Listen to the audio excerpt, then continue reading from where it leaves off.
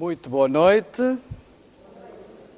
É muito bom ver-vos aqui mais uma vez. Vejo até algumas caras novas e é um prazer podermos estar aqui. Parece que não, mas já se passaram alguns dias e já abordámos bastante conteúdo. Estamos hoje na quinta-feira, portanto já estamos na segunda metade desta semana. E talvez fosse bom começarmos a fazer alguns balanços ou alguns apanhados daquilo de que temos falado.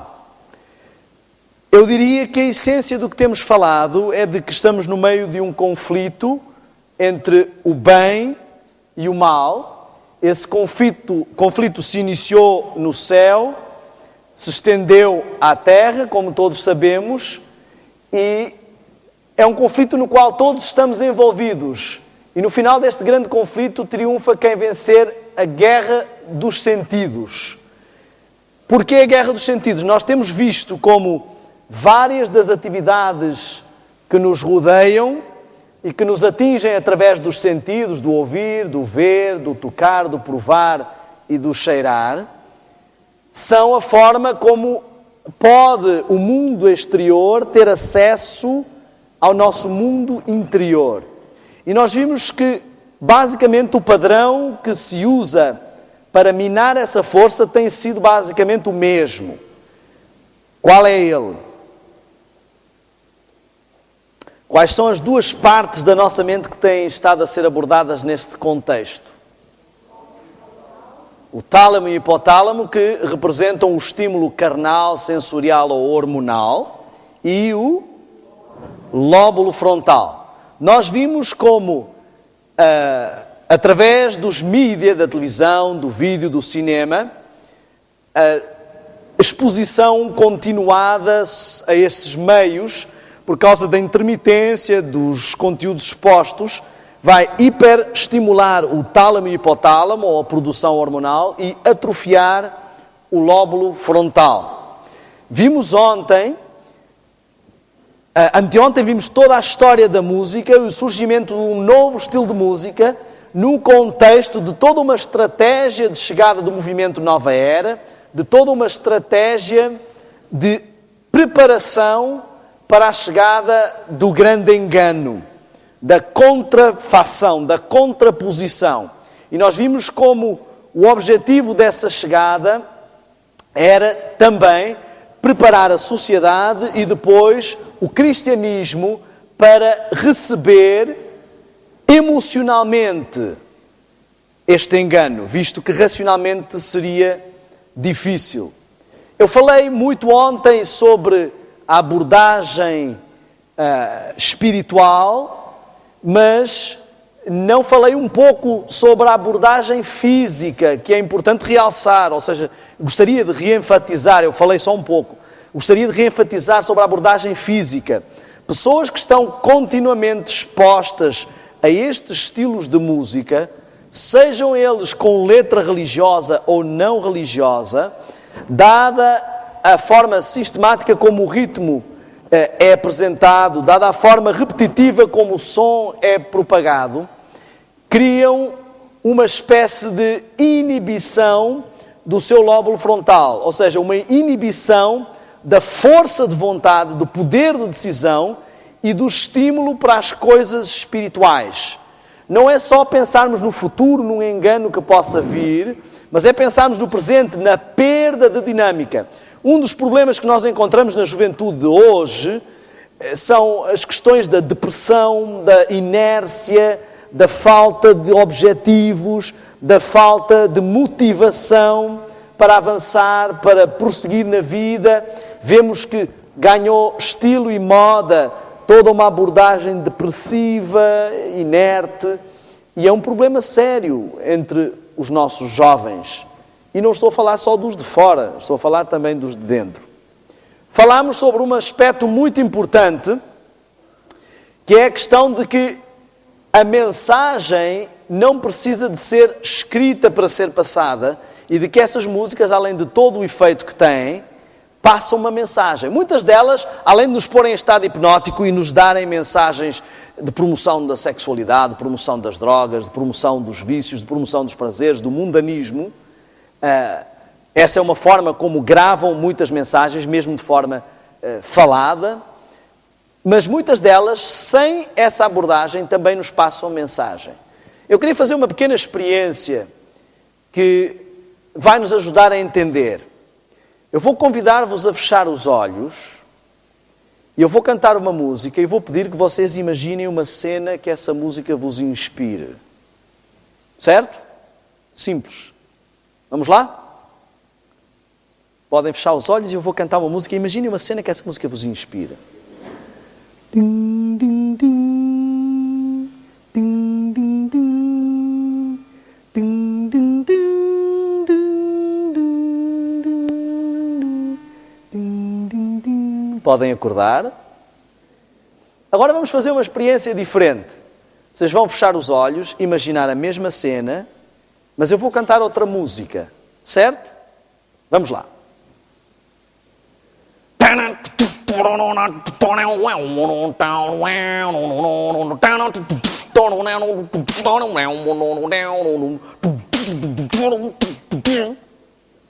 E então, que tal? Conseguiram imaginar a mesma cena? Alguma destas músicas tem letra? Mas tem ou não tem uma mensagem? Conseguem imaginar um bebê a dormir com a música e ele tranquilinho a dormir? Ou alguém a conduzir um carro a alta velocidade? Que música é que as pessoas põem quando vão para a discoteca? Enquanto ajeitam a gravata? Enquanto põem a gola para cima e os cabelos em pé? Estão a ver? A música, mesmo sem ter uma letra, tem uma mensagem. E nós temos que ter cuidado, temos que pensar qual é a mensagem que realmente uma música transmite. E é verdade, falámos sobre isso ontem, que há músicas calmas que, mesmo assim, transmitem uma mensagem de meditação transcendental, uma mensagem não propriamente espiritual, mas espiritualista. Uma coisa muito importante que eu queria deixar para resumir este assunto da música é um fator simples. O critério que o inimigo conseguiu meter na cabeça de todas as pessoas para a escolha de música é o gosto. E esse é o critério que faz com que os peixes sejam apanhados. Não sei se vocês já repararam. Gostam de minhocas. Então, o peixe pode olhar e ver, ele nem sequer pensa em anzol, ele só pensa em minhoca.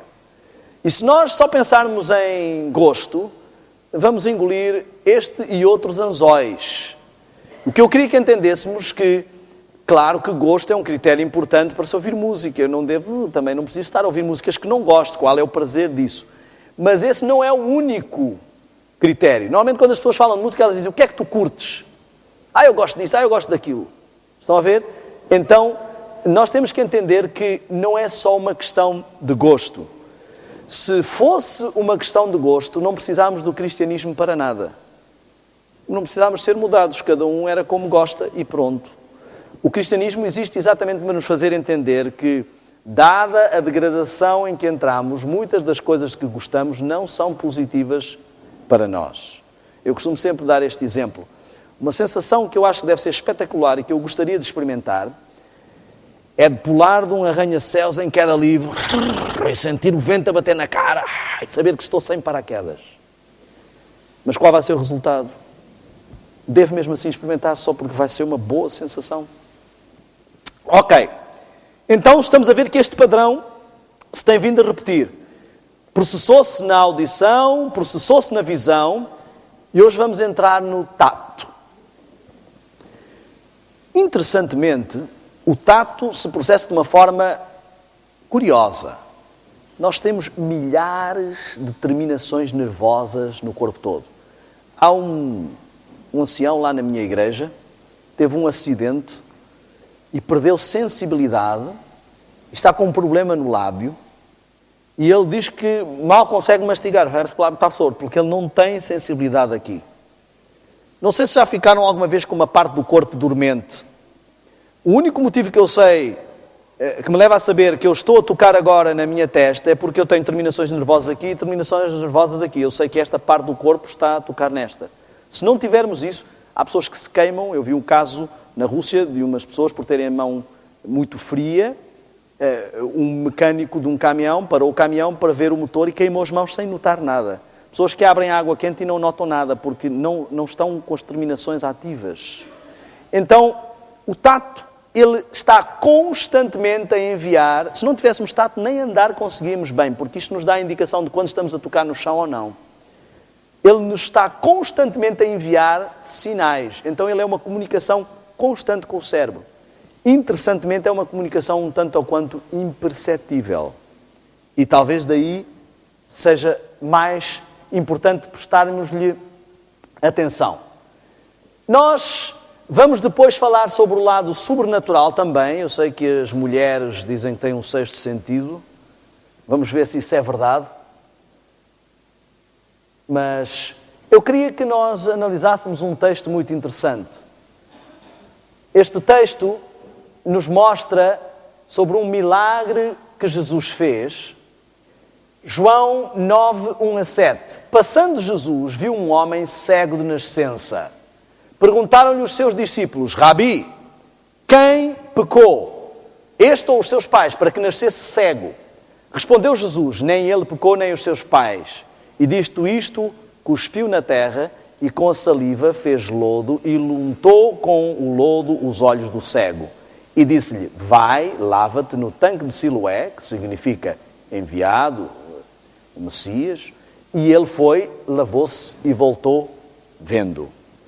Temos aqui um milagre em que Jesus exerce o tato. Muitas vezes ele só falava para executar a cura, mas ele aqui faz questão de exercer o tato. Eu queria que analisássemos com alguma atenção este milagre. Reparem, nós temos a cura a ser alcançada de uma forma extraordinária.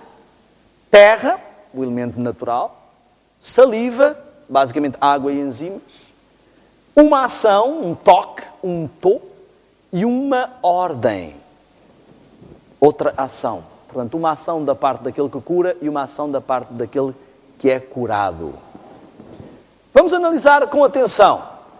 Primeiro passo, então, para termos saúde, para que todas as nossas terminações nervosas, todo o nosso corpo, toda esta rede de sensações, de toque, esteja com saúde, são os elementos da natureza. Foi o primeiro aspecto que Deus utilizou através deste milagre, através de Jesus.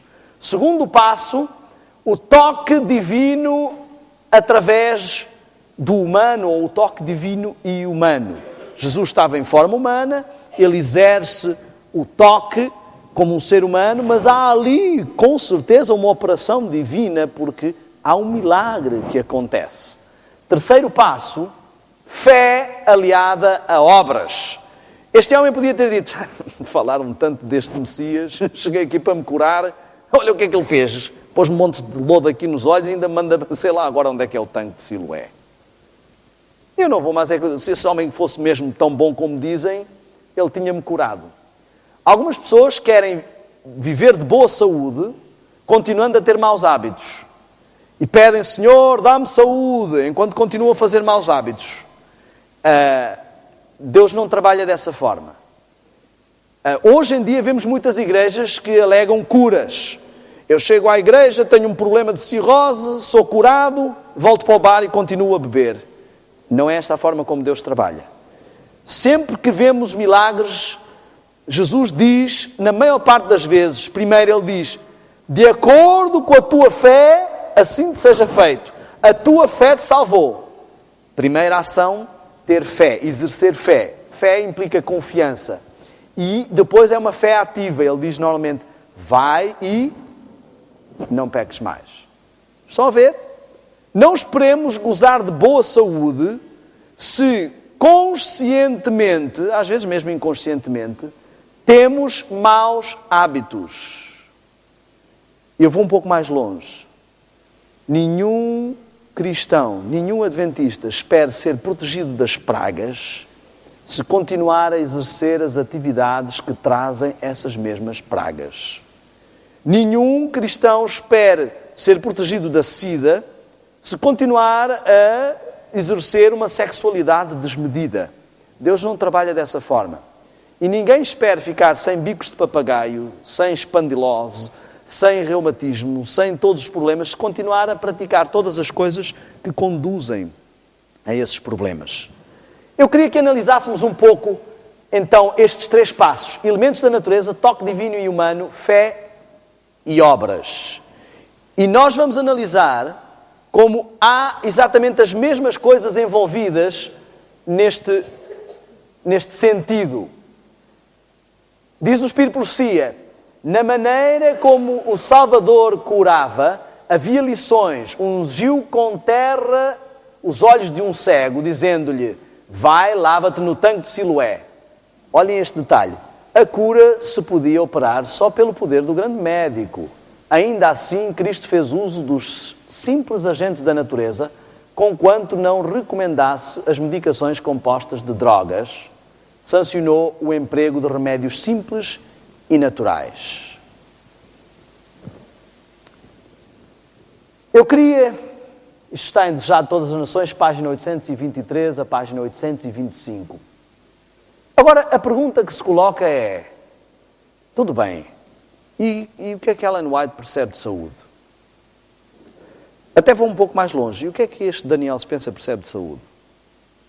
Ele é médico, Nós estivemos nos Estados Unidos, tivemos alguma formação médico-missionária, conselhos de saúde práticos, mas eu não venho aqui na qualidade de especialista de saúde, tal como ontem não vim aqui na qualidade de especialista de música. Eu quero que nós entendamos que nós estamos a falar aqui na qualidade de coisas espirituais e todos nós devemos debruçar-nos sobre coisas espirituais. Mas eu vou usar algumas fontes do Espírito de Profecia. E muitas pessoas poderão dizer, pois, mas isto ela escreveu lá para o tempo dela, isto são coisas, a ciência já descobriu outras coisas. Um dos principais motivos porque muitos adventistas não gozam de boa saúde é porque continuam a pôr os conceitos da ciência acima da inspiração profética. Olhem, se o Espírito de Profecia está ultrapassado, a Bíblia está muito mais ultrapassada, porque a inspiração profética é muito mais antiga. Mas eu não venho falar de Ellen White numa perspectiva religiosa, mas eu venho falar de Ellen White numa perspectiva técnica. Imagine uma cena. Estamos no hospital e os médicos estão todos reunidos a tentar resolver o caso de um paciente. E debatem, eu penso que devíamos fazer assim, eu penso que não, eu acho que não é uma boa ideia, eu penso que devíamos fazer assim. E está um camponês sentado e os médicos estão a debater e ele levanta-se e diz, desculpem, eu não queria estar a interromper, mas eu estava aqui a pensar, talvez vocês pudessem fazer assim. Os médicos olham para este homem e dizem, mas o senhor é médico? Não, eu sou leigo nestas coisas, mas é a minha opinião. E os médicos, muito obrigado, experimentam todas as coisas que estavam a pensar entre eles e nada está a dar certo. E um deles diz assim, olha, eu sei que aquilo que o homem disse é meio disparatado, mas já experimentámos tudo, também só falta experimentar isso. Experimentam e, olha, deu certo. Olha, não é que o rapaz até teve sorte, acertou, olha a coincidência. Estão reunidos outra vez para resolver o caso de outro paciente, a mesma história, a conversa. O homem diz, olha, eu não quero interromper outra vez, mas eu estava a pensar, talvez se fizéssemos assim, desculpem estar-me a intrometer, mas eu não tenho nada a ver com isso. Bom, talvez a reação ainda fosse de suspeita, mas já iam dizer assim, ok, se nada mais der certo, nós vamos pensar nessa hipótese. Muito obrigado, muito obrigado.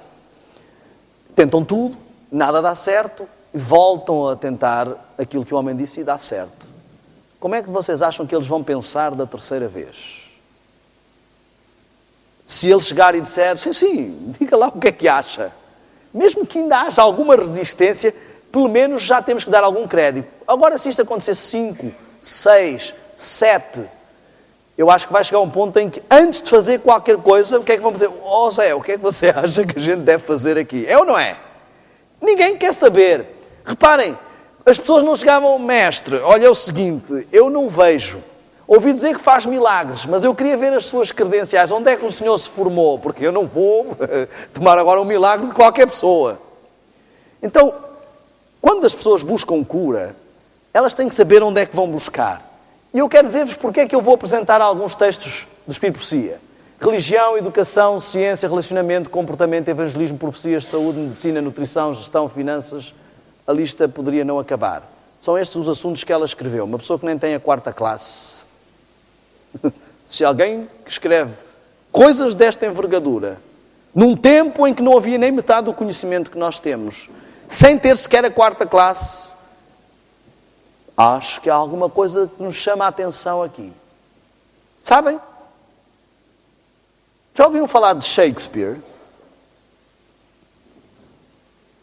Porquê é que nós aprendemos Shakespeare na escola, que é o escritor mais traduzido no mundo, e não aprendemos Ellen White na escola, que é a escritora mais traduzida no mundo?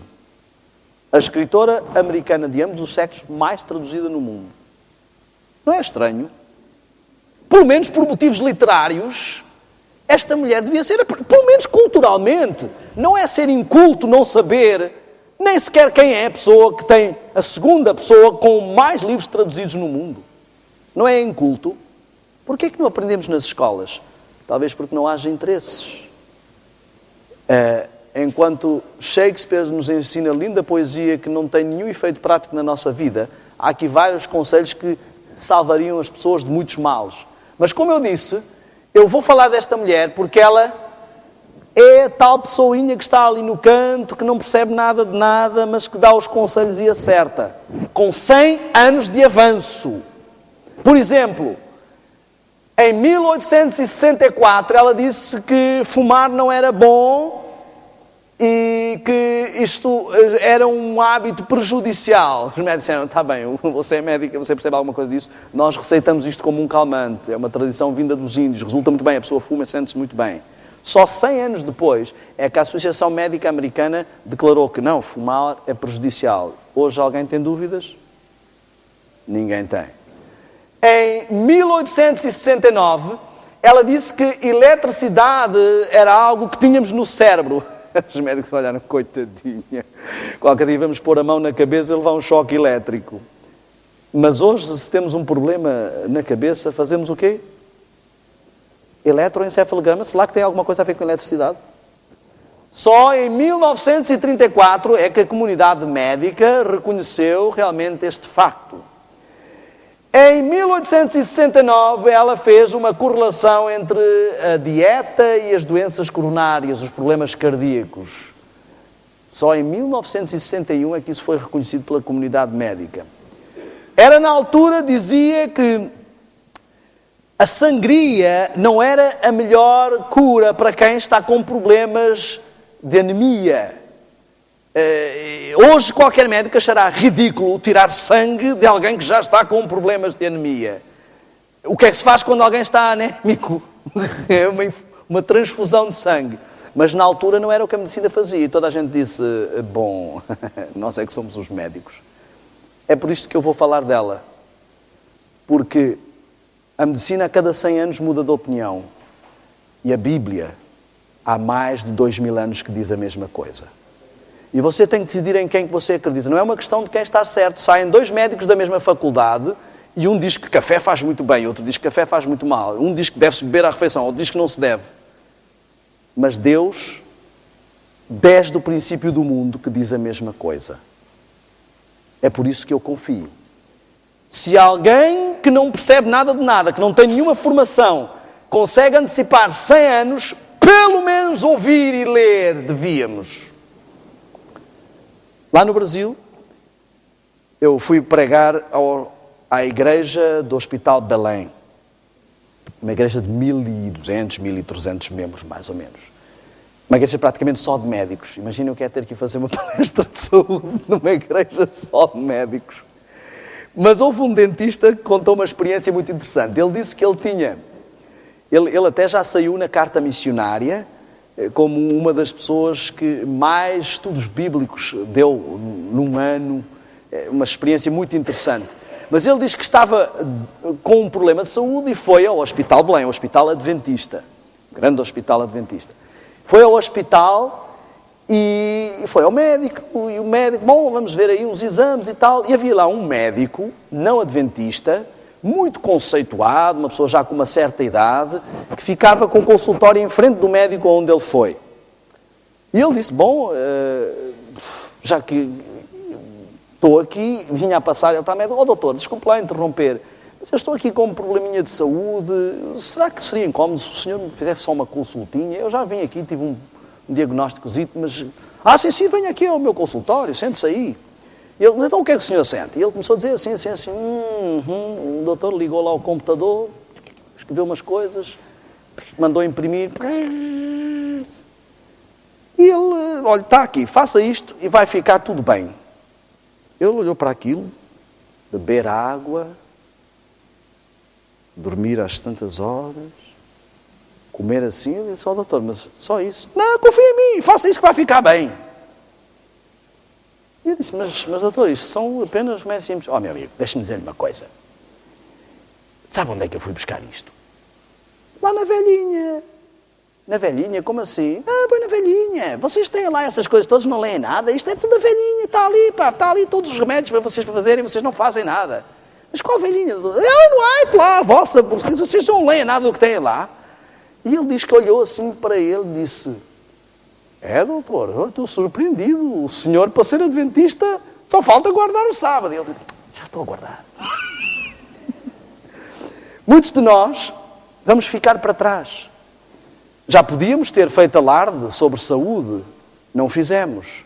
Foi preciso vir a National Geographic, em 2005, declarar que somos o povo com mais longevidade à face da Terra. Então, basta batizar-se na Igreja Adventista, você vai viver até os 150, é isso? Vamos falar um pouco sobre estatísticas. Por exemplo, não adventistas e doenças coronárias. Homens não adventistas, em relação a homens adventistas que comem carne. Diminuição de 44% de possibilidades de doenças cardíacas. O simples facto de mudar de hábitos, não é só o simples facto de ser batizado, mas de adotar alguns hábitos de saúde adventista, mesmo comendo carne, vão fazer com que haja uma diminuição das doenças cardíacas. Adventistas vegetarianos diminuem o risco de doenças coronárias na ordem dos 61%. Quando eu digo vegetarianos, estou aqui a falar de ovo-lacto-vegetarianos. Se forem vegetarianos totais, diminuem o risco de doenças coronárias em relação ao não adventista na ordem dos 86%. Isto não é brincadeira. Sabem, às vezes as pessoas têm muitas resistências. Já sei que alguns já estão preocupados. Será que este vem agora falar que temos que ser vegetarianos todos, que quem não for vegetariano não vai para o céu? Olha, eu vou-vos dizer uma coisa. O diabo tem convencido muitos adventistas de que isso de ser vegetariano é um fanatismo. Mas na igreja dele, ele não admite pessoas que não sejam vegetarianas. Não sei porquê. Os satanistas, condição sine qua non. Você não vai lá servir o diabo de qualquer forma. Ele tem alguns critérios. Não, para a igreja de Cristo, não é preciso ser isso, é fanatismo. Agora para a minha igreja, não. Vá lá ver esses grandes cantores de rock. Madonna, vegetariana. Xuxa, vegetariana. E B12, coitada, a Madonna vê-se que tem pouca B12. A Xuxa também vê-se que tem pouca B12. Aliás, as pessoas antes do dilúvio que não comiam carne morreram todas por falta de B12. Vê-se que morreram cedo, 900, 800. Era a idade que elas morriam. Bom, mas eu volto a dizer, fiquem tranquilos, eu não vim aqui para convencer ninguém a ser vegetariano. Eu vou pular aqui, eu tenho várias citações que falam acerca do uso de drogas. Ela faz várias citações, chama o uso de drogas de venenosas, diz que as drogas não curam, a medicação de drogas é uma calamidade, usai-as cada vez menos, então a natureza poderá usar os médicos de Deus. As drogas raramente precisam de ser empregadas, reparem que ela utilizou a expressão raramente, não quer dizer que não haja nenhum caso, porque pode haver extremos. Eu não vou para o hospital com uma apendicite dizer não quero nada porque eu sou. pratico medicina natural. Temos que ter cuidado. Mas o que estamos a falar aqui é de uma mudança de comportamento e hábitos. O trabalho dos médicos é levar os homens e as mulheres que estão sob o seu cuidado a verem que a causa das doenças é a violação das leis da saúde. Empregar para os doentes os remédios providos por Deus na natureza. Nós temos todos ao nosso alcance bênçãos fantásticas, conceitos fantásticos que não seguimos. Agora, quais os efeitos que isto poderá estar a ter sobre nós? A doença, esta citação é importante. Há duas citações muito importantes. Esta de cima, muitos médicos não gostam. Não é seguro confiar nos médicos que não mantêm o temor do Senhor diante de si. Muitos de nós confiamos mais no médico do que em Deus. Confiamos mais no médico do que no Espírito Profecia. Somos capazes de não acreditar numa coisa que está escrita no Espírito Profecia, mas somos capazes de ir ao médico e ele está dizendo: o Senhor tem que parar com esses hábitos. E nós aceitamos o que ele está a dizer. Parece uma pessoa credível. Eu, numa outra igreja, na Bahia, fui fazer uma palestra de saúde e pedi às pessoas da igreja o seguinte: por favor, arranjem um médico. Porque se houver alguma pergunta, eu costumo fazer no final das palestras, aqui como temos começado um pouco mais tarde, terminado um pouco mais tarde, não tenho feito isso, mas costumo fazer um momento de perguntas. Eu disse, às vezes pode aparecer uma pergunta bicuda, que esteja lá um médico. Foram-se fazendo as perguntas, eu fui conseguindo responder, houve lá uma pergunta que era um pouco mais interessante entrar em detalhes técnicos, eu chamei o médico, ele veio e deu o testemunho. E o testemunho dele quase que me fez tremer das pernas. Ele disse assim: olhem, apreciei muito esta palestra, foi fantástico, princípios fantásticos. Desculpem lá, eu sei que estou um bocadinho gordo, isto realmente até é vergonha eu vir aqui no final desta palestra. Mas vocês, adventistas, têm uma mensagem extraordinária, eu quero cópias desse pau. Eu disse: mas pegaram um médico não adventista aqui. E depois eu parei assim e disse: obrigado, senhor, porque talvez se fosse um adventista ele ia dizer exatamente o contrário daquilo que eu estou a pôr aqui. Nós, às vezes, acreditamos menos naquilo que temos. Eu não estou aqui a falar contra, quero deixar bem claro, mas eu quero que nós entendamos que temos muitas vezes clichês, conceitos, preconceitos e tabus. A doença é um esforço da natureza para libertar o organismo. Nós vamos entrar em algo que está hoje estabelecido. Eu estou muito feliz porque sei que muito do que eu vou falar esta noite, a Igreja em Portugal começa a estar muito sensível a esta mensagem. Sempre se falou, eu cresci a ouvir falar sobre estas coisas, ainda me lembro aqui há muitos anos, quando esteve em Portugal, o Dr. Sangli, já há muitos anos, não, muitos não, que eu não sou tão velho assim, mas vejo que começam a haver muitas expo-saúdes, começam a haver muitas mensagens e fico feliz por isso. E nós vamos entrar hoje numa viagem daquilo que se chamam 8 remédios naturais. Como tem havido muitas brigas com a sigla New Start, eu coloquei uma outra sigla para nos ajudar a memorizar: ter saúde. Pulámos uma citação do Espírito Profecia que nos diz acerca desses remédios, que são os remédios que Deus sanciona, os remédios da natureza, os agentes da natureza. Mas eu queria que reparássemos nestes remédios e vamos falar sobre eles entre hoje e sábado. O último deles é o espiritual. Reparem: temperança, exercício, repouso, luz solar, ar puro, uso da água, dieta apropriada e espiritualidade. Vamos repetir todos juntos, se faz favor. Temperança, exercício, repouso, sol, ar puro, usar água, dieta boa e espiritualidade. 8 remédios bem simples.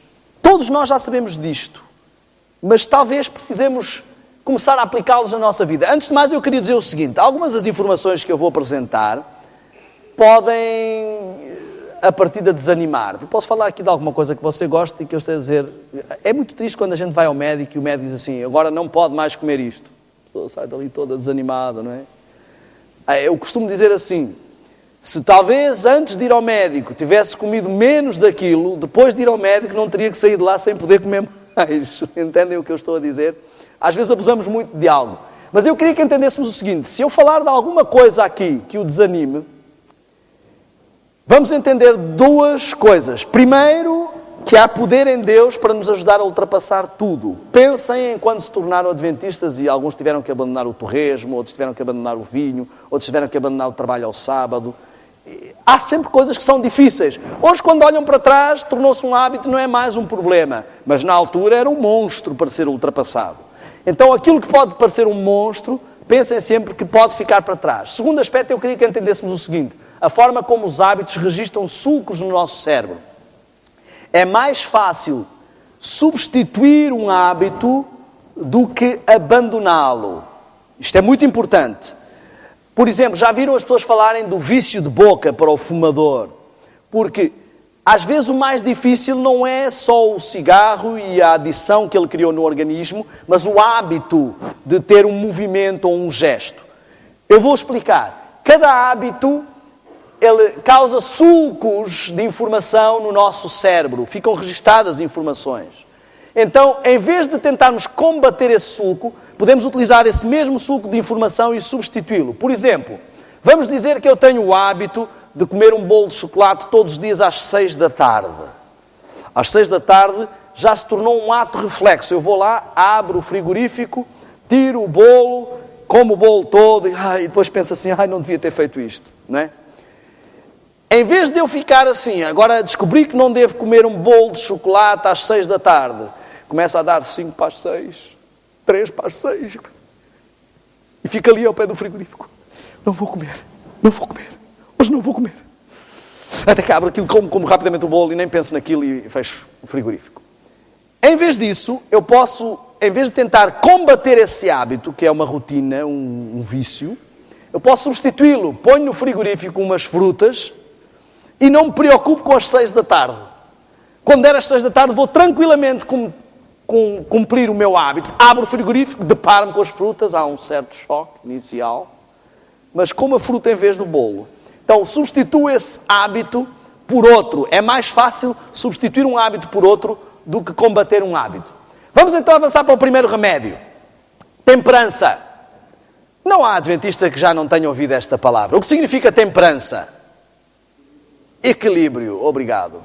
Eu tenho um amigo que uma vez estávamos a conversar e ele disse assim: não, mas eu sei que isso faz mal, mas eu como com moderação. Isso não é temperança. Temperança é abstinência do que faz mal e moderação do que faz bem. Abstinência do que faz mal significa que não há exceções. Eu quero dizer-vos o seguinte: existe um ditado que diz que a exceção confirma a regra. Eu quero que mudem o sulco de informação desse ditado na vossa mente para outro. A exceção torna-se a regra. Daniel podia ter dito assim: bom e tal. Provavelmente Daniel não tinha uma alimentação tão radical como teve em Babilónia. Mas ele pensou: aqui não há hipótese de andar com exceções. Então é melhor ser mais simples e pôr a coisa direta. Eu queria que entendêssemos muito fortemente este aspecto da temperança. Longevidade nos adventistas. Esperança de vida nas mulheres, 2 a 5 anos mais do que a esperança de vida nas mulheres do mundo. Vou pôr assim, todos estamos no mundo. Homens, 4 a 10 mais anos de esperança de vida, média. Claro que há casos, eu tenho conhecido alguns casos extraordinários. Têm sido feitas experiências em Loma Linda. Eu fui pregar a Loma Linda, a área ali onde muito das nossas mensagens de saúde nasceram, onde temos um hospital muito conhecido também. E ali têm sido feitas muitas reportagens sobre a longevidade dos adventistas. Numa das reportagens aparecia uma senhorinha que tinha 105 ou 110 anos, que ainda ia a abastecer o carro, exatamente, e a mostrar que os dentes eram todos dela, e que tinha acabado de renovar a carta de condução. Enfim. Olhem só, tudo isto são dados e estatísticas confirmados por uma série de instituições reconhecidas nos Estados Unidos. A primeira estatística, feita desde 1958, em mais de 50 mil adventistas. Isto não é uma coincidência só. se nós não estamos a pôr em prática estes hábitos que estão elucidados à Igreja Adventista, estamos a perder grandes bênçãos. A segunda estatística feita desde 1972 sobre 34.198 adventistas. E o que foi definido como os aspectos principais desta saúde são estes. Em linhas gerais, o que essa estatística definiu como sendo as características comuns destas comunidades: dieta à base de vegetal. Não estamos aqui necessariamente a dizer que, não estou com isto a querer dizer que você tenha que ser vegetariano. É claro que tem, eu só não estou a dizer. Mas eu quero que entendamos o seguinte: o que quer isto dizer é que precisamos inverter alguns hábitos. A carne deixou de ser um acompanhamento e passou a ser o prato principal. Quando perguntam o que é o almoço, borrego, frango assado, eu não perguntei o que é o acompanhamento. Reparem, o ator secundário passou a ser o ator principal. E isto é uma inversão de valores. Mesmo que consumam carne, se é o caso de alguém que decide, pelo menos ela não deve ser o aspecto principal. Hoje as pessoas vão ao restaurante, o restaurante gaba-se tem um bife do tamanho do prato. E qual é o tamanho da conchinha de arroz? E se pede ao garçom, olha, pode ser outra conchinha, ele já olha assim. Este indivíduo é estranho. O que é que eles chamam de salada no restaurante? Uma folha de alface? Salada? Ok. Segundo aspecto, exercício regular. Muitas vezes se bate nos adventistas porque não deixaram ainda a carne, mas eu acho que os adventistas precisam apanhar muito mais por causa deste fator. Exercício regular. Abstinência de álcool, cafeína e drogas ilícitas. Eu quero chamar a atenção para as drogas ilícitas. Mas nós vamos falar um pouco também das drogas lícitas, que às vezes são piores. Quero que saibam que o cigarro não é uma droga ilícita. Não fumar, está aqui. Manter o peso saudável e confiança em Deus. Este foi um dos fatores, curiosamente, considerado como importante para ter boa saúde. O que é confiança em Deus na base? Eu quero que entendamos que confiança em Deus não é uma superstição vã. Ai, como Deus queira que dê certo, tomara que dê certo. Ai. Isto não é confiança em Deus. Isto é superstição. Há pessoas que sentem a mesma coisa com uma figa da Guiné, com uma pata de coelho. Enfim, ela não quer dizer que elas são pessoas de muita fé, elas são supersticiosas. Existem muitos cristãos supersticiosos. Eles não confiam em Deus. Eles têm Deus como um amuleto, esperam que dê tudo certo, mas acham que não têm nenhuma interação a fazer nisso. Bom, eu gosto de citar Gálatas 4,16, que diz: por acaso tornei-me teu inimigo por dizer-te a verdade? E gostaria que este texto fosse mantido na vossa mente ao entrar nesta fase. Todos nós somos um pouco como o fariseu e o publicano. Batemos no peito e dizemos assim: obrigado, Senhor meu Deus, porque eu conheço a mensagem adventista e não sou como esses coitados desses evangélicos e desses católicos que comem carne de porco, que bebem vinho, que fumam e que não sabem nada da mensagem de saúde. Mas ficámos em metade da mensagem de saúde.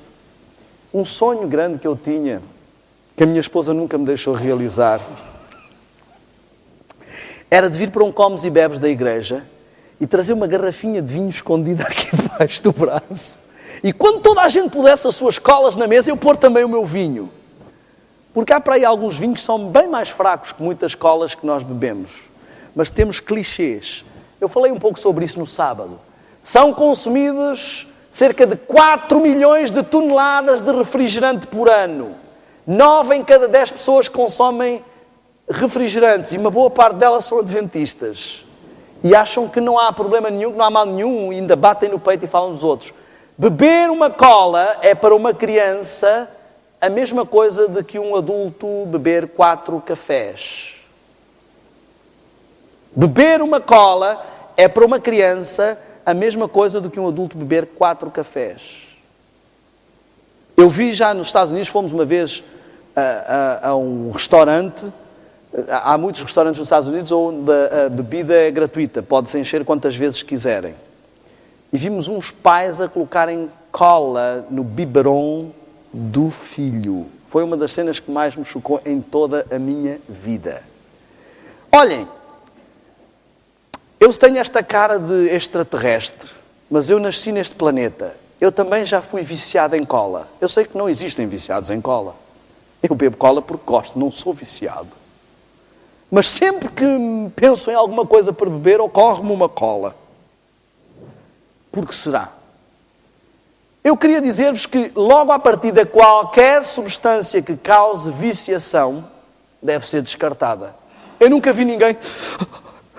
Preciso de uma banana. Preciso de uma banana. Urgentemente. Vocês já viram alguém preocupado que precisa de uma banana? Não acontece.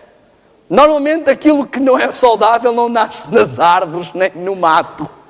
Já viram alguma árvore de colas? Não existem.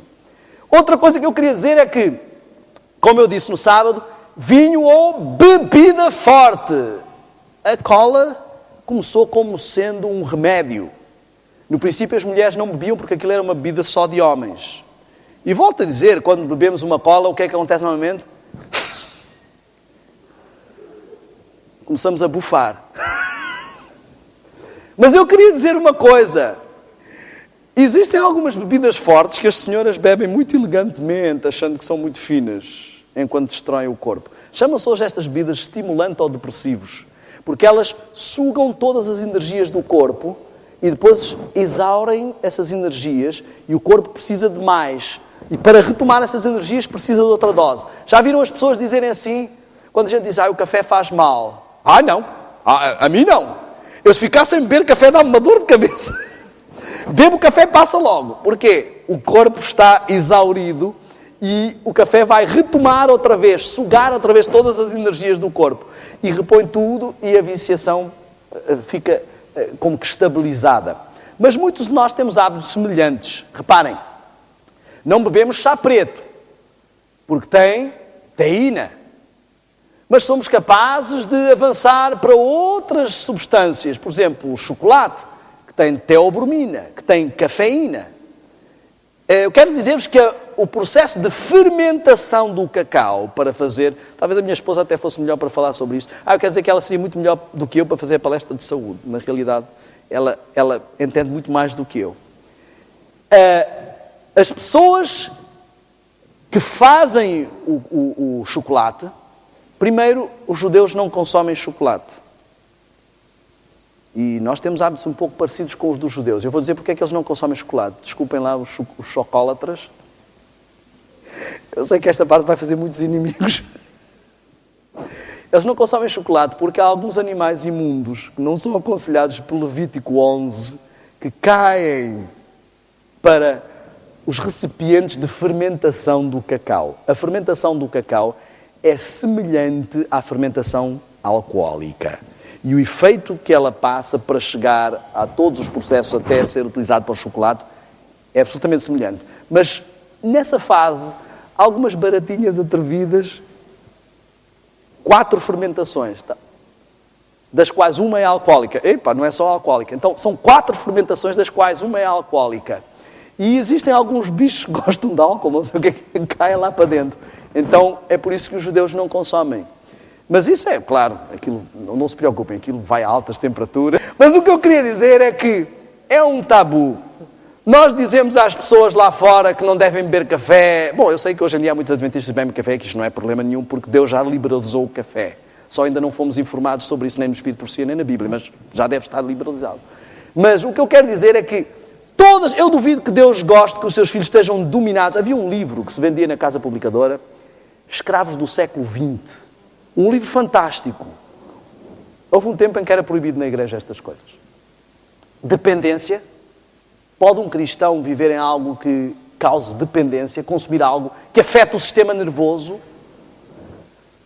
que deprime, que altera a tensão arterial, que vai estourar a minha absorção de vitaminas, minerais e cálcio, que perturba o meu sono, que estimula as doenças coronárias, que afeta o estômago, o rim, os pulmões e o cólon, que estimula o aborto, prejudica o feto, A amamentação leva 48 horas para sair do corpo de um neném, de um bebê. Será que poderemos, em boa e sã consciência, dizer que não, isso é fanatismo, que essas coisas, qual é o problema? Bom, exercício. Riscos da inatividade, doenças cardíacas, diabetes, osteoporose, cancro, ansiedade e depressão. Atenção aos senhores que batem no peito e dizem obrigado, Senhor, porque eu não sou como essas pessoas lá fora que fumam. Tenho más notícias. A inatividade é tão prejudicial quanto o fumar ou ter níveis altos de colesterol. Porque a obstrução das veias, do sistema circulatório, no Brasil dizem diferente, e é algo que vai ter os mesmos efeitos e estimular da mesma forma as doenças coronárias, as doenças cardíacas em geral. Então, muitos de nós estamos a correr este problema. Eu sei que alguns vão me dizer assim, não, mas irmão, eu já tenho... Pois, eu devia ter feito exercício quando era mais jovem, mas agora já estou com alguma idade, isto já não é para mim. Más notícias outra vez.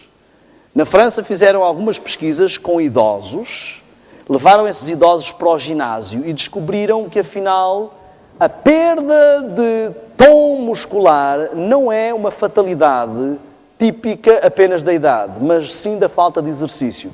Muitos desses idosos recuperaram massa muscular e força muscular.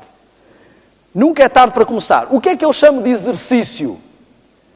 E quais as vantagens? Bom, temos aqui várias. Acho que toda a gente sabe, hoje em dia não preciso falar sobre isso. Mesmo para as pessoas que consomem diabetes, que têm diabetes, podem diminuir as necessidades de consumo de insulina. Sem falar na parte psicológica.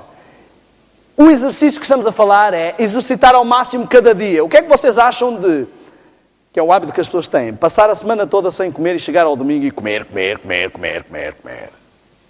que é que acham? Boa ideia? Mas é isso que fazemos com o exercício. Passamos a semana toda no sofá, chega ao domingo, futebol. Não é? Aliás, eu quero dizer que futebol não é exercício. Faz mais mal que bem. Eu vejo as pessoas, depois do jogo, aquilo é uma miséria, é dedos torcidos, bom, enfim. Reparem, mínimo de 30 minutos por dia. 30 minutos suados. Então, não importa a que nível você está, por exemplo, uma pessoa que não faz muito exercício, se ela caminhar daqui até lá ao fundo e voltar várias vezes, vai ficar toda suada. Fez o exercício do dia. Depois vai progredindo. Porque quanto menos exercitados estamos, mais esforço se exige. Então, mais suamos. Repouso.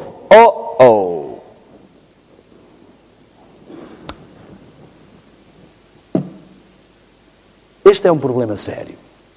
Sabem porquê? Porque nós não consideramos isto um problema. Nós achamos que é normal, a sociedade é normal. Mas eu queria dizer-vos que é aqui que muitos adventistas vão perder a salvação. Irmão, está a querer dizer que quem não dorme o suficiente não vai para o céu? Se puserem dessa forma é ridículo. Mas eu estou a querer dizer que quem não dorme o suficiente fica com o lóbulo frontal atrofiado, perde capacidade de discernimento do certo e do errado, não progride na sua vida espiritual e talvez por causa disso não vá para o céu. Eu queria que entendêssemos a seriedade deste hábito. Isto é talvez tão grave quanto o que eu tenho falado sobre rock. Isto é talvez tão grave quanto o que eu tenho falado sobre temperança. Reparem, o sono entre adolescentes em 1925 era de 8 a 9 horas. Diminuiu a média nos dias de hoje para 7 horas de sono. 20% a menos, cerca de 1h30 a menos. Façam os cálculos. Uma pessoa que dorme 1 hora a menos por dia, ao fim de uma semana terá dormido 7 horas a menos, ou seja, perdeu uma noite completa. Já pararam para pensar nisso? Uma noite completa esta semana, uma noite completa a semana que vem, uma noite completa na outra. Imaginem quantas noites não perdemos ao longo de 1 ano, 2 anos, uma vida. Recupera. Recupera ao domingo. Bom, já tens aí uma indicação. Ele só deve comer ao domingo também.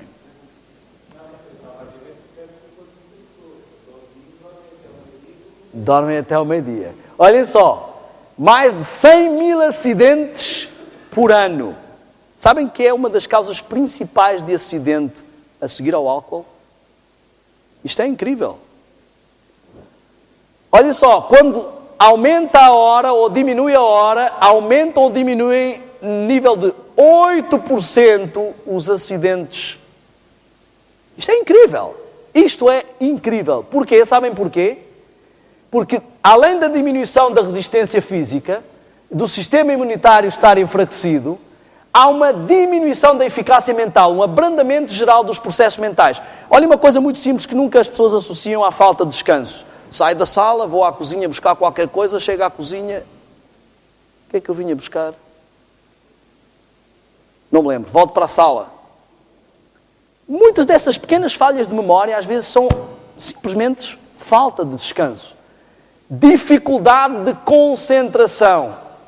Além da irritabilidade, não é? Eu conheci um ditado muito bom. Sabem, a astenia matinal, não é? Se você tem mal a acordar, não saia do quarto. Os outros não têm culpa disso. Olhem só, a memória recente é a mais afetada, mas há um fator terrível. Isto tem um impacto na nossa vida espiritual. Distinção entre o certo e o errado é profundamente afetada. Sabem que uma das características típicas de tortura em tempo de guerra é a privação do sono para fazer lavagem ao cérebro. Deixa-se o prisioneiro várias noites sem dormir. Ao fim dessas noites, ele já não consegue ter autodomínio sobre si mesmo, passa o pleonasmo, e não desbobinar todas as coisas. Ele quer não confessar, não dizer as coisas, mas não consegue mais exercer domínio nem discernimento. Em menor escala do que isso, é verdade, mas o acúmulo de cansaço que muitos cristãos desenvolvem tem diminuído em grande medida a sua dinâmica espiritual. Eu quero dizer-vos uma coisa com toda a sinceridade. E não estou a dizer isso para dizer, olha que eu sou muito bom, eu faço isto, façam como eu. Façam como eu, não porque eu sou muito bom, mas é porque o que eu faço é muito bom. Eu deixei de fazer semanas de oração, vou-vos confessar sinceramente. Sabem porquê? Porque as semanas de oração estavam a acabar com a minha espiritualidade. Não, semanas de oração a acabar com a espiritualidade? Sim. Quando cheguei a Portugal, toda a gente começa... Tive que brigar porque queriam começar às 8h30. Não foi aqui. Mas o que eu quero dizer é o seguinte. Os portugueses são aqueles que, de toda a Europa, vão para a cama mais tarde. Nos Estados Unidos, às 9h30, o shopping, o centro comercial, está fechado. Sábado à noite. 9h30. Isto é loucura para nós. Às 9h30 é que vamos ainda jantar. Pois os americanos já estão todos em casa, quase a recolher. Não há essa vida noturna. Eu quero dizer-vos sinceramente que eu acredito que um dos motivos porque nós não somos a cabeça da Europa é exatamente por causa destes hábitos. Deitar tarde, comer mal de manhã porque comemos muito à noite. Enfim, não há dinâmica. Isto prejudica o nosso avanço. Não só como país, mas também espiritualmente. Então eu tive que começar a recusar porque... Quando chega às semanas de oração, eu nunca consigo levantar-me à hora, porque sempre acaba muito tarde. Então é muito raro eu aceitar semanas de oração. Sei que aqui acaba tarde porque sou eu que sou o pregador, mas... eu gostaria que começássemos mais cedo. Seria fantástico. Bom, eu quero ser bem incisivo, contundente, cutucar. Faça um compromisso sério com Deus de mudar. Mas isso na sociedade em que estamos não é possível. Vá para casa e leia o Salmo que diz que inútil vos será levantar de manhã, deitar tarde, comer o pão que granjeaste com dores, aos seus amados o Senhor o dá enquanto dormem. É uma questão de fé. Não há nada que Deus peça aos seus filhos que não seja possível fazer. Mas se nós não acreditarmos, vamos continuar dominados pelo inimigo, porque ele sempre nos vai mostrar algo que é impossível ultrapassar. As pessoas que trabalham ao sábado, elas, quando conheceram a igreja, o inimigo tentou convencê-las de que era impossível arranjar um emprego que não se trabalhasse ao sábado. E muitos continuam a ser convencidos de muita coisa. Eu quero ser bem veemente nisto. É um apelo sério que eu faço. Mude os seus hábitos de sono. Sugestões para ficar sem fadiga. Resolva os seus problemas antes de deitar. Isto também faz parte da confiança em Deus. Muitas pessoas vão para a cama e pensam: ai, amanhã vem essa concha da luz. Ai, como é que eu vou pagar a prestação do carro? Ai, meu amigo, não vai adiantar nada. Se ficar ali a pensar naquilo durante a noite, não vai aparecer um depósito na sua conta, não vai aparecer nenhum pagamento automático. Então não vale a pena preocupar. Ou sai e paga a conta naquela hora, se não pode, durma descansado. Não leve os problemas para a cama. Segundo aspecto, um quarto escuro e silencioso. Isto tem a ver com as produções hormonais, os ciclos. Eu quero dizer-vos o seguinte: quando começa a anoitecer, o nosso corpo começa a produzir algumas hormonas. E quanto mais tarde ficar, menos dessas hormonas há, menos quantidade há no corpo. Então, menos descanso. Dormir 5 horas depois da meia-noite descansa 1/3 ou metade do que dormir 3 horas antes da meia-noite. Porque as horas antes vão encontrar maior quantidade, não tem a ver com serotonina, não vamos entrar em aspectos técnicos, mas vão encontrar no corpo mais quantidade hormonal que favorece o descanso. Então, com menos horas, descansamos mais do que ao deitar-nos tarde. Um aspecto também importante é a regularidade no descanso. Muitas das vezes, dormimos num dia a 1 hora, mas no outro dia vai dar uma série e queremos assistir, dormimos mais tarde. Isso já não é um problema, porque aqui já deitaram as televisões fora, que eu sei. Mas, de qualquer forma, para muitas pessoas que têm uma certa irregularidade no descanso, é complicado. Exercício diário. Uma das coisas que ajuda a descansar bem é exercitar. Uma dieta saudável. Muitas pessoas têm muitos sonhos e visões porque comem muito tarde. Deveríamos, já vamos falar sobre isso, vou deixar isso para amanhã. Faça uma cesta de 15 a 30 minutos diários. E tenha confiança em Deus. Muito importante, um dia de descanso semanal. Um dia de descanso semanal, mas isto é necessário falar com adventistas, sim. Para muitos adventistas, o sábado é o dia mais intenso semanal. Passam o dia todo atarefados a trabalhar para Deus, que nem têm tempo para estar com Deus. Deus fica ali à espera. Olha, quando tiveres um momentinho, quando acabares aí com os teus cargos de igreja, se puderes estar comigo um bocadinho, chega ao fim do dia: epá, Senhor, epá, infelizmente hoje não vamos poder estar juntos, não vamos poder, mas eu passei o dia todo a trabalhar para ti. Quero dizer-vos uma coisa: Deus quer mais pessoas que trabalhem com Ele do que pessoas que trabalhem para Ele. Vou repetir. Deus precisa de mais pessoas que trabalhem com Ele do que pessoas que trabalhem para Ele.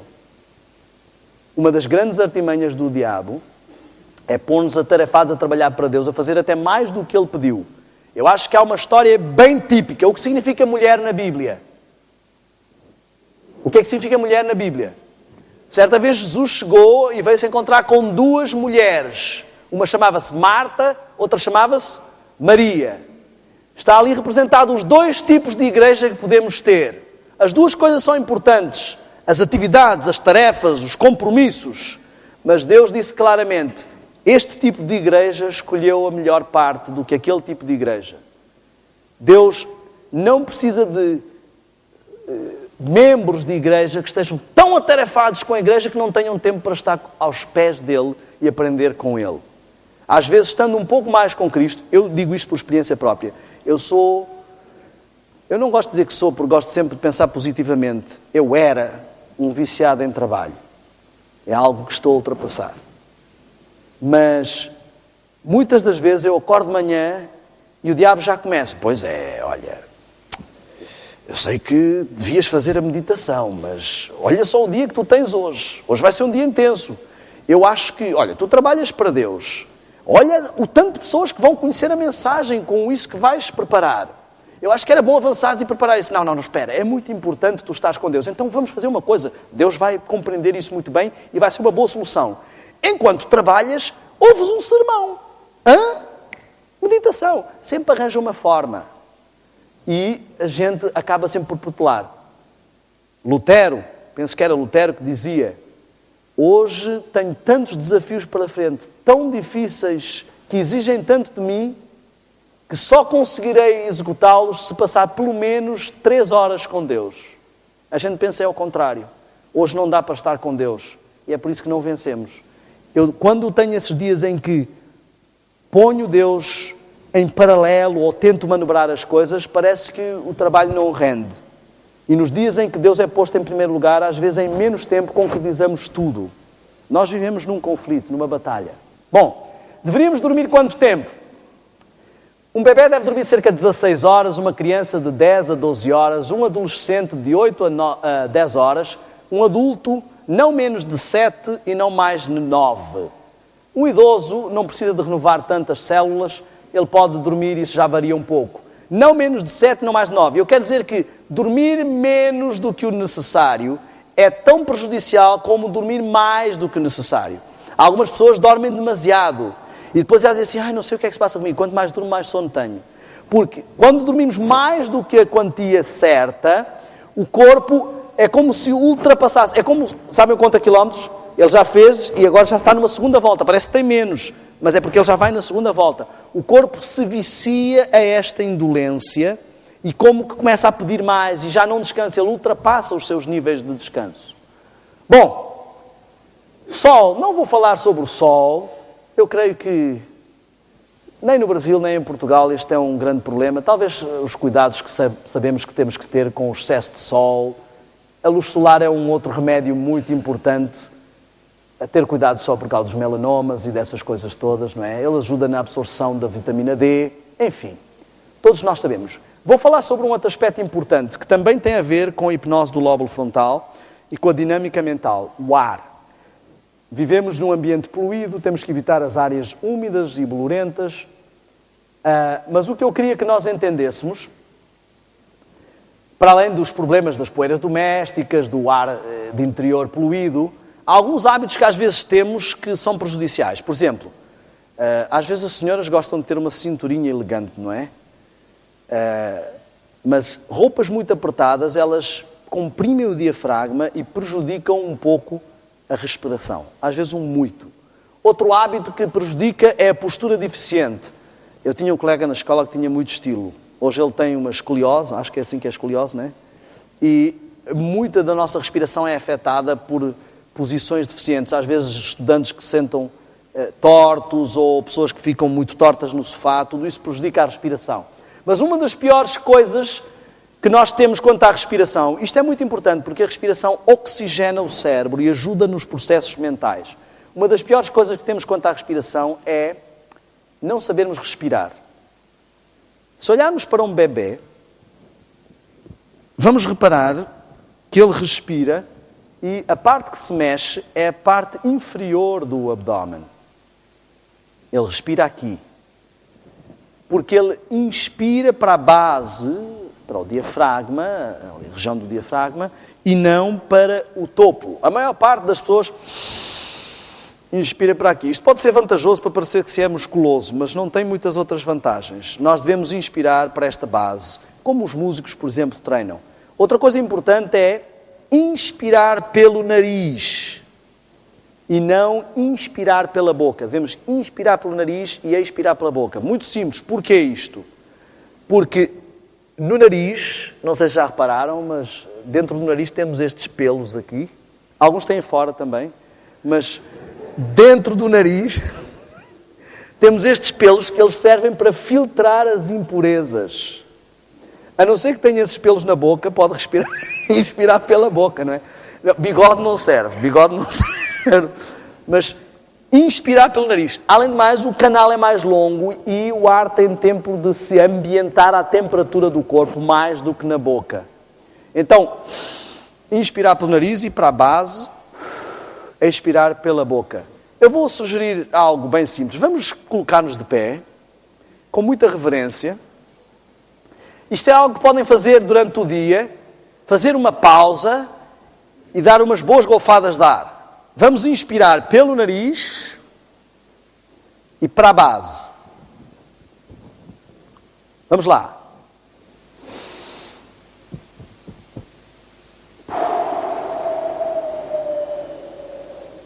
Vamos lá outra vez.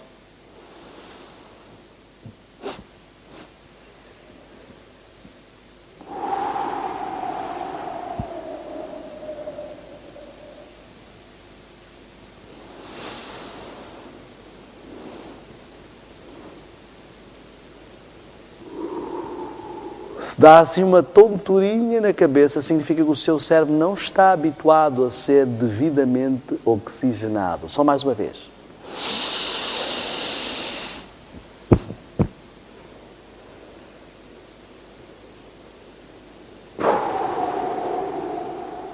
Não é relaxante? Isto é algo tão simples. Estão a ver como Deus nos coloca remédios que são simples. Muito obrigado. Podem sentar-se. Deus nos coloca remédios tão simples que podemos exercitar. Isto é uma pausa que podemos fazer durante o dia muito tranquilamente. Muito obrigado. Preferencialmente de manhã com ar fresco. Olha, bons momentos para respirar são os seguintes. De manhã, como a Sara já disse, é um bom momento. Aqui mais algumas dicas. Eu vou pular um pouco. Mudar-se para o campo é uma boa sugestão. Nós estamos prestes a fazer isso. Mas umas boas dicas, elementos purificadores do ar, as tempestades. Já repararam que depois de uma chuvada parece que o ar fica leve, fica aquele cheiro de terra no ar, porque as tempestades despolarizam o ar e fazem com que haja um equilíbrio entre a polarização das células do nosso corpo e do ambiente. E depois de uma boa chuvada é bom respirar. Onde há areia, água e vegetação. Estes são elementos onde há bastante ar puro. Arranha-céus ainda não se foi descoberta nenhuma propriedade de purificação do ar. Amanhã nós vamos falar sobre a água. Eu queria dizer-vos o seguinte. Se não querem sentir um peso na consciência amanhã na palestra, bebam muita água durante o dia. Nós vamos falar sobre muita da saúde que poderíamos gozar num remédio tão simples como este. Eu queria dizer-vos o seguinte, com muita sinceridade. Não percam esta palestra da manhã. O simples mudar deste hábito tão fácil, tão ao nosso alcance, poderá dinamizar grandemente a vossa saúde. Quero dizer-vos que amanhã vou explicar como a água me libertou dos males terríveis que eu sofria da enxaqueca. Vou-lhes mostrar isso. Muito simples. Eu vou falar-vos sobre coisas, com pequenos hábitos, vocês podem mudar radicalmente a vossa saúde. Então, amanhã nós vamos entrar neste remédio, que ao mesmo tempo que vamos falar sobre um dos agentes da natureza, ou dois, no caso vamos falar sobre isto e a alimentação, vamos também entrar no próximo sentido, que é o paladar. Muito poderia-se falar sobre o tato. Ele está relacionado com muitas sensações. Mas eu queria realçar, talvez, deste caso, o seguinte. Nós vimos que muitas das nossas pequenas atividades têm influência na nossa mente. Por exemplo, respirar convenientemente e a dinâmica mental. Por exemplo, descansar convenientemente e a dinâmica de discernimento e poder de decisão, os mesmos efeitos da força de vontade. Eu sei que às vezes parecem pequenas coisas, dizemos, também não é por causa de não respirar bem que eu vou cair em tentação. Eu costumo sempre apresentar uma pequena alegoria que vai ajudar a entender. Alguém que se importaria de casar ou ter uma namorada que tivesse o nariz um bocadinho torto? Só um bocadinho, assim. Só se nota de frente. Está de lado, nem se nota nada. O nariz um bocadinho torto. Importavam-se? Deixariam de casar com uma pessoa só porque tem o nariz um bocadinho torto? Sim ou não? Não. O que é isso? Um bocadinho torto. Quem é que não tem o nariz um bocadinho torto? Não é? Ou que ela tivesse as orelhas um bocadinho demasiado para a frente. Só um bocadinho. Ela tem este problema das orelhas um bocadinho... Ou uma orelha um pouco mais para cima que a outra. Um pequeno detalhe. Quer dizer, as mulheres usam cabelo comprido. Quem é que vai reparar na orelha, não é? Ou talvez... Se ela tivesse um outro problema, digamos que uma sobrancelha um pouco mais para cima do que a outra. Mas os olhos são lindos. Hã? Um pequeno pormenor. Ou, por exemplo, há pessoas que têm às vezes um membro um pouco mais comprido. Para falar, normalmente ninguém nota, mas se esticar assim os dois vai-se notar um bocadinho. Alguém deixaria de casar com uma mulher que tivesse um pouquinho, uma mão um pouquinho maior que a outra? Não. Mas e se esta mulher tivesse a sobrancelha torta, o nariz torto, a orelha torta e as mãos um bocadinho mais para a frente que a outra? Casariam com ela? E o caso já fica mais complicado, não é? Pois é exatamente assim que o diabo trabalha. Quando a gente se fala de música, sim, eu ouço uma ou outra música, mas não é por aí também. Quando a gente fala de comida, sim, eu como isto, é uma outra coisa, mas não é por aí também. Quando a gente fala de descanso, sim, eu não estou a dormir o que devia, mas também não é por aí. Quando a gente fala de beber água, respirar, eu não estou a fazer como devia, mas também não é por aí. Eu assisto um bocadinho mais de televisão. Ele nos mostra aspectos isolados, mas se juntarmos tudo, nós percebemos porque é que a nossa vida espiritual não avança. São pequenos pormenores aqui e ali, que isoladamente parecem não ter influência, mas que juntos diminuem muito a nossa força espiritual. Eu quero dar-vos uma dica. Comecem por analisar as vossas fraquezas. Eu não estou a dizer que há fraquezas mais importantes que outras, mas há fraquezas que nos dominam mais do que outras. E uma das soluções para começar a progredir espiritualmente é começar a avançar. A gente tem tendência de olhar para o nosso grande defeito. E às vezes pomos toda a energia naquele grande defeito, mas a nossa energia está sugada por outros pequenos defeitos. Não estou a dizer que o grande defeito não é importante, mas foque-se talvez em pequenos defeitos que estão a minar, pequenas raposinhas, porque um conjunto de pequenos defeitos aqui podem dar-lhe energia suficiente para avançar para grandes defeitos ou para defeitos maiores. Então, não menospreze os pequenos problemas. Se o seu problema não é apetite, mas televisão, talvez, controlando melhor o apetite, tenha mais força para vencer a televisão. Estão a entender o que eu estou a dizer? Se o seu problema é música, talvez ouvindo um pouco menos, ou assistindo um pouco menos de televisão, comendo um pouco melhor, bebendo um pouco mais de água, respirando um pouco melhor, pequenas coisas, para ter mais força. Então, em vez de menosprezar as coisas pouco importantes, a Bíblia é muito clara nisto. Quem não é fiel no pouco, não é fiel no muito. Quem não vence nas batalhinhas pequenas, não consegue vencer as batalhonas grandes. E muitos de nós não estamos a vencer os grandes monstros, porque menosprezamos estas pequenas coisinhas. Eu quero que você entenda uma coisa muito séria, que está na Bíblia. Monstros podem ser fortões. Já ouviram falar da história de Golias?